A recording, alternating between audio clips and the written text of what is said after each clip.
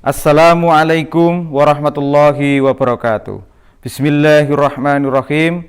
Alhamdulillahirabbil alamin. Anak-anakku yang soleh dan solehah, pada pertemuan pembelajaran kedua ini, sebelumnya mari kita mulai dengan mengucapkan syukur kepada Allah Subhanahu wa taala atas limpahan nikmat baik itu jasmaniyah ataupun ruhaniyah. Shalawat dan salam senantiasa tercurahkan kepada Nabi Muhammad sallallahu alaihi wasallam yang kita nantikan syafaat pertolongannya di dunia dan di akhirat.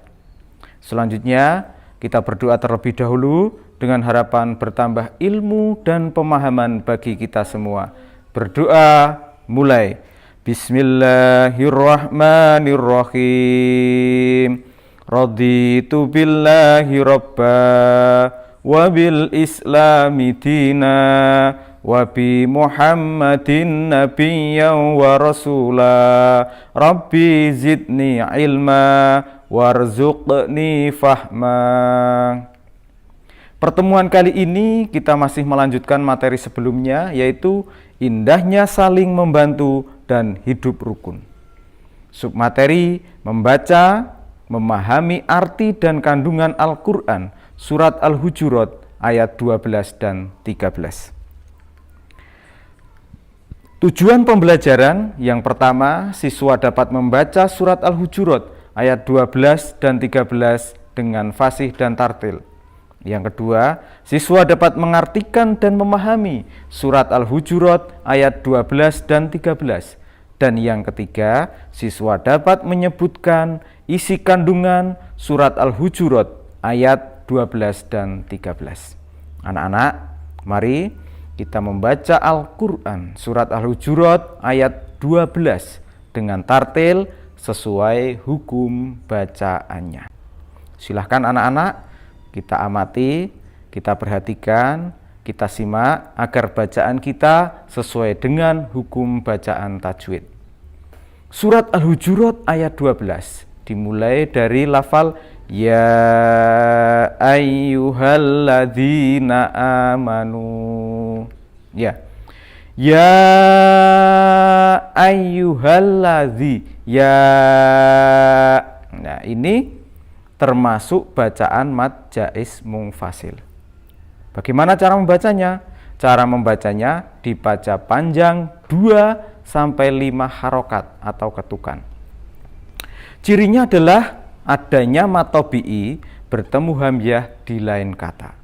Kemudian ada kata amanu. Nah, ini contoh dari bacaan mad badal, di mana ada harokat fathah tegak.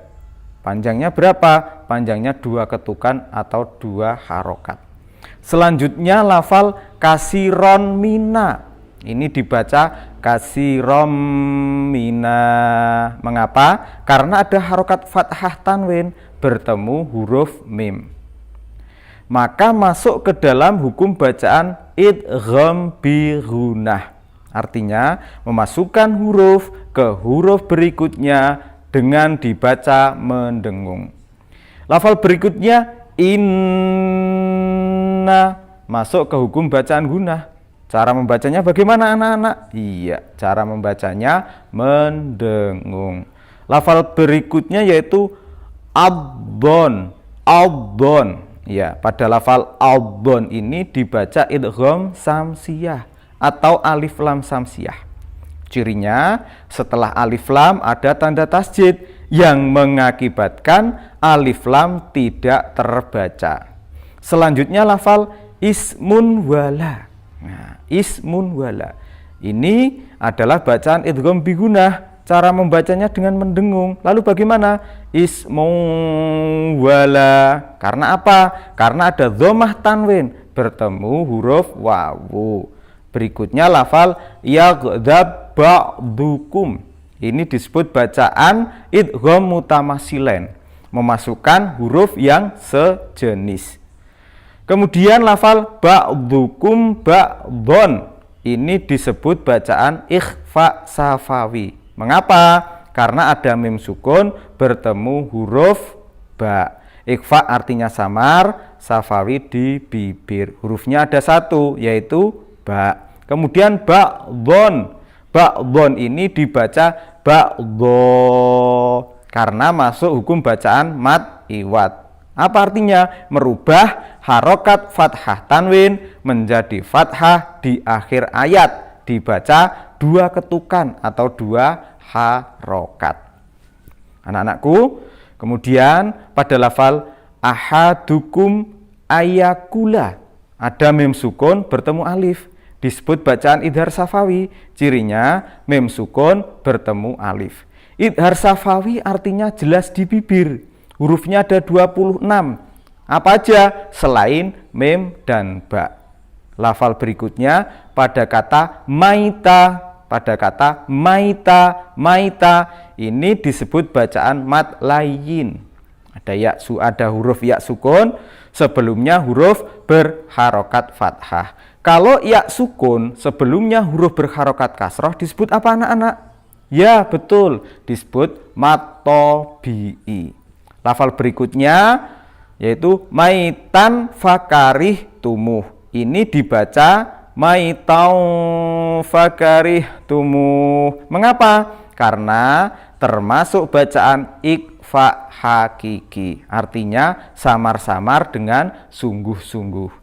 Diakhiri dengan lafal fakarih tumuh. Ada wawu sukun, sebelumnya huruf berharokat domah di akhir kata dan dibaca wakof. Disebut apa anak-anak? Iya, disebut mad aridli sukun. Artinya mad tabi'i yang berada di akhir kata.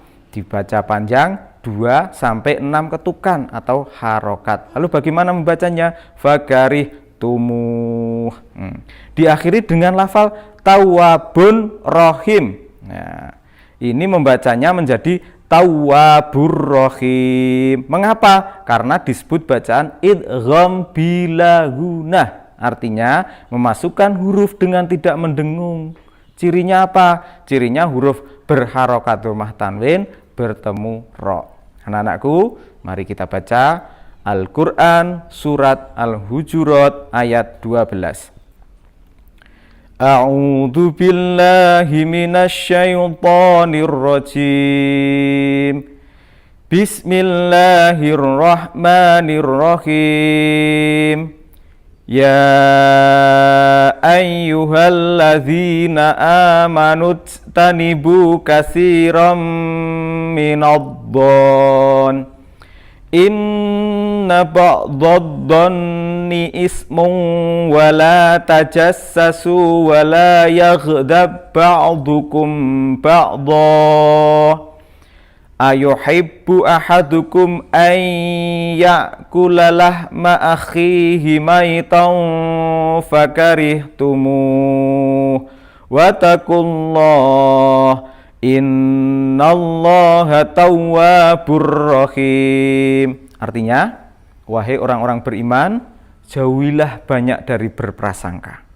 Sesungguhnya sebagian prasangka itu dosa, dan janganlah kamu mencari-cari kesalahan orang lain, dan janganlah ada di antara kamu yang menggunjing sebagian yang lain. Apakah ada di antara kamu yang suka memakan daging saudaranya yang sudah mati? Tentu kamu merasa jijik. Dan bertakwalah kepada Allah, sesungguhnya Allah Maha Penerima Taubat dan Maha Penyayang. Nah, kita lanjutkan anak-anak ya.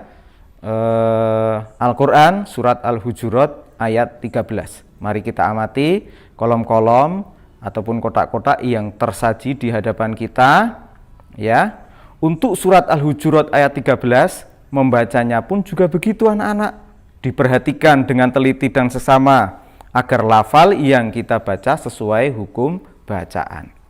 Di sini yang kita temukan yaitu lafal indallahi. Di sini kita temukan lafal indallahi. Ini masuk ke dalam cara membaca lafal Allah. Hukum membaca lafal Allah ada 2, yaitu tafkhim dan tarqiq. Nah, pada lafal indallahi termasuk bacaan tafkhim. Tafkhim artinya tebal. Cirinya lafal Allah yang didahului oleh huruf berharokat fathah. Juga pada lafal alimun khabir. Ini dibaca jelas karena ada dhammah tanwin bertemu dengan huruf kha yang mengakibatkan bacaan ini harus dibaca jelas. termasuk bacaan idhar kholqi. Idhar itu artinya jelas, kholqi artinya tenggurukan. Mari kita baca bersama-sama. A'udzu billahi minasyaitonir rajim.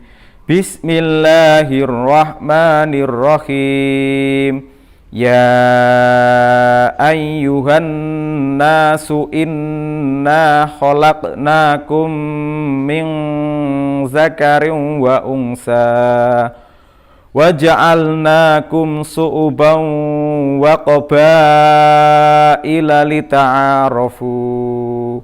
Inna akramakum 'indallahi atqakum. Innallaha alimun khabir. Shadaqallahul adzim. Artinya, wahai manusia, sungguh kami telah menciptakan kamu dari seorang laki-laki dan seorang perempuan. Kemudian kami jadikan kamu berbangsa-bangsa dan bersuku-suku agar kamu saling mengenal. Sesungguhnya yang paling mulia di antara kamu di sisi Allah ialah orang yang paling bertakwa. Sungguh Allah Maha mengetahui dan Maha teliti. Kandungan surat Al-Hujurat ayat 12. Pada ayat ke-12 dinyatakan, jika kita beriman kepada Allah Subhanahu wa taala, janganlah berprasangka buruk terhadap orang lain. Karena berprasangka itu dosa besar. Di samping itu kita tidak boleh mencari-cari kesalahan orang lain, atau istilahnya yaitu bergunjing. Karena orang yang suka bergunjing itu diibaratkan seperti orang yang memakan daging saudaranya. Pada Quran surat Al-Hujurat ayat 12, Allah Subhanahu wa taala mengingatkan kita untuk menjauhi sifat prasangka atau mencari-cari kesalahan orang lain atau bergunjing, karena semua itu perbuatan dosa. Allah Subhanahu wa taala menyamakan orang yang suka bergunjing seperti orang yang suka memakan daging saudaranya yang sudah mati. Tentunya anak-anak merasa jijik. Oleh sebab itu, taatilah perintah Allah Subhanahu wa taala dan jauhi larangannya. Termasuk apa? Termasuk bergunjing atau menceritakan kejelekan orang lain. Jika kita telah berbuat salah dan dosa karena telah melanggar larangan Allah, kita diminta untuk segera bertaubat dan bertakwa kepada Allah Subhanahu wa taala. Karena apa? Karena sesungguhnya Allah Maha penerima taubat lagi Maha penyayang. Jelas ya anak-anak? Bisa melakukan, bisa mempraktekkan dalam kehidupan sehari-hari? Iya, kita lanjutkan kandungan surat Al-Hujurat ayat 13. Allah Subhanahu wa taala menyatakan bahwa orang yang paling mulia di sisi Allah Subhanahu wa taala itu adalah orang yang bertakwa. Oleh sebab itu, tidak ada artinya kita menyombongkan diri kita tanpa beribadah kepada Allah Subhanahu wa taala. Pada Quran surat Al-Hujurat ayat 13, Allah menciptakan manusia terdiri dari apa? Terdiri dari laki-laki dan perempuan. Manusia itu hakikatnya suka berkerumpul dan berkelompok, sehingga mereka membentuk suku-suku atau bangsa. Allah Subhanahu wa taala juga mengingatkan bahwa manusia ketika berkumpul atau berkelompok itu, coba apa yang kita lakukan? Ya benar. Jika kita belum mengenal teman-teman dalam kelompok, kita diharuskan untuk saling mengenal satu sama lain. Dengan saling mengenal, kita akan memahami sifat dan tahu hobi masing-masing anak-anak. Dengan saling mengenal sesama teman, kita akan terhindar salah paham atau berprasangka negatif atau saling bergunjing yang tidak benar. Dengan demikian, tidak ada di antara kita saling menganggap diri yang paling benar atau paling baik, karena Allah Subhanahu wa taala sudah mengingatkan bahwa sesungguhnya yang paling mulia di antara kamu di sisi Allah Subhanahu wa taala ialah orang yang bertakwa. Bukan orang yang paling ganteng, bukan orang yang paling kaya, juga bukan karena jabatannya yang tinggi, tetapi yang bertakwa. Sungguh Allah Subhanahu wa taala Maha mengetahui dan Maha teliti. Anak-anakku, demikianlah materi tentang Quran surat Al-Hujurat ayat 12 dan 13. Yang terpenting adalah kita mampu mengamalkan kandungan dari Quran surat Al-Hujurat ayat 12 dan 13 dalam kehidupan sehari-hari, baik di lingkungan sekolah, keluarga, dan masyarakat. Harapannya apa? Harapannya mampu membentuk kita menjadi insan, manusia yang bertakwa. Sebagai kegiatan penutup, Pak Guru berikan tugas yang bisa kalian kerjakan pada buku tugas kalian. Jangan lupa kalau sudah selesai dikumpulkan. Silahkan diamati pada kolom yang sudah tersaji, kemudian susunlah kata-kata di bawah ini menjadi arti Quran Surat Al-Hujurat ayat 12 yang benar. Kalau sudah, letakkanlah dalam kolom arti yang lengkap. Anak-anakku yang soleh dan solehah, pandemi corona telah melanda, PSBB diterapkan di mana-mana. Apa tanda orang bertakwa? Melihat diri banyak dosa. Pakai masker gara-gara corona, janganlah pergi kemana-mana. Takwa itu ada di dada, terlihat pada akhlak mulia. Assalamualaikum warahmatullahi wabarakatuh.